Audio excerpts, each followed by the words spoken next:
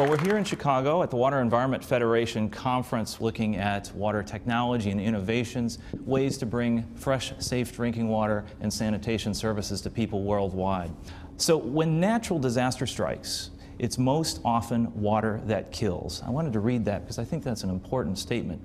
And what I want to do is have Randy tell us the details about how Mercy Corps works, how water plays into this role, and also a little bit about this ITT partnership. Mercy Corps is an international relief and development organization. We operate in 35 countries around the world. We often enter a new country through a disaster, but we stay on to get engaged in long-term development work. I direct global emergency operations, so I'm the guy who gets us started. When we go into a new country after a natural disaster, as you might imagine, it's quite a sight. People's homes have been destroyed, livelihoods destroyed, water systems very often destroyed.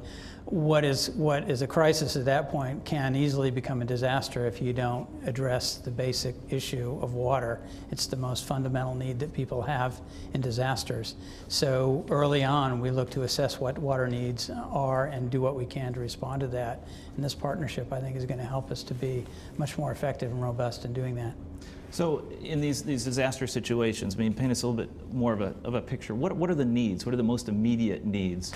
Well, to give you an idea, and then to back up a little bit, in the mid-1990s, the humanitarian community got together and created what are called sphere standards for humanitarian disaster response. And they're sort of the yardstick that we use to measure what's needed and what's not there. There's sphere standards for health and for nutrition, for shelter, but the sphere standards for water are kind of telling at the kinds of problems we find.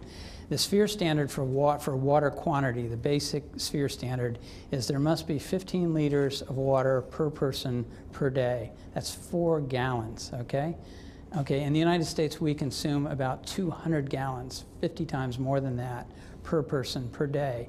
So what we're looking about at a situation in a disaster where we respond in water, people are not receiving that basic 4 gallons of water per person per day. Another standard, people shouldn't have to walk more than a half a kilometer to get water. That's 5 football fields. So if you can imagine your family in a disaster where the best they can do is 4 gallons of water, they have to walk 5 football fields to get it. That's the kind of situations that we're called upon where water is needed and where we intervene. Mercy Corps has a strong legacy in emergency response, as evidenced by their assistance to victims of China's Sichuan earthquake, Hurricane Katrina, and the Indian Ocean tsunami of 2004. Working amid disasters of earth-shattering scale, Mercy Corps has developed a global emergency response infrastructure that enables it to move in quickly to help victims win against nearly impossible odds.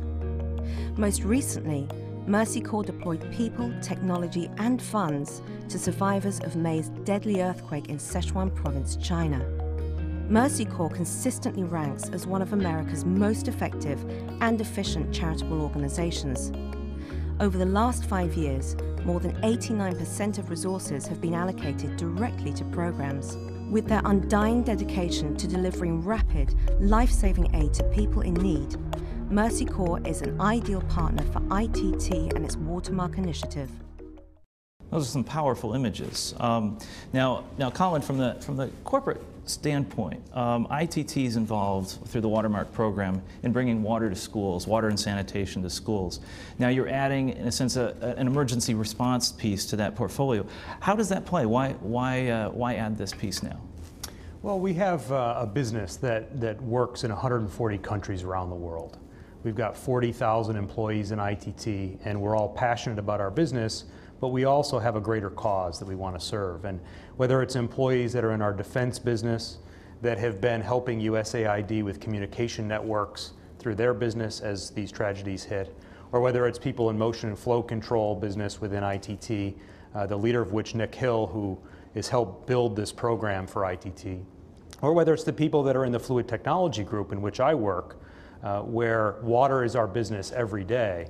Collectively, the employees of ITT are just passionate about water and passionate about giving back to the communities in which we serve. What's the technology? What do you use when you go into one of these situations? Well, the technology is pretty basic. What people need is a deployable, forward deployable, rugged system that can run off diesel fuel as opposed to an electric grid, because usually the electric grid is down. So a diesel-powered pumping system that has a treatment system attached to it. Pretty basic technology, much lower level technologies than what we have in the developed world in our standard systems. But it's the key is that it's got to be small, packaged, and deployable and rugged for the environment that it's headed into.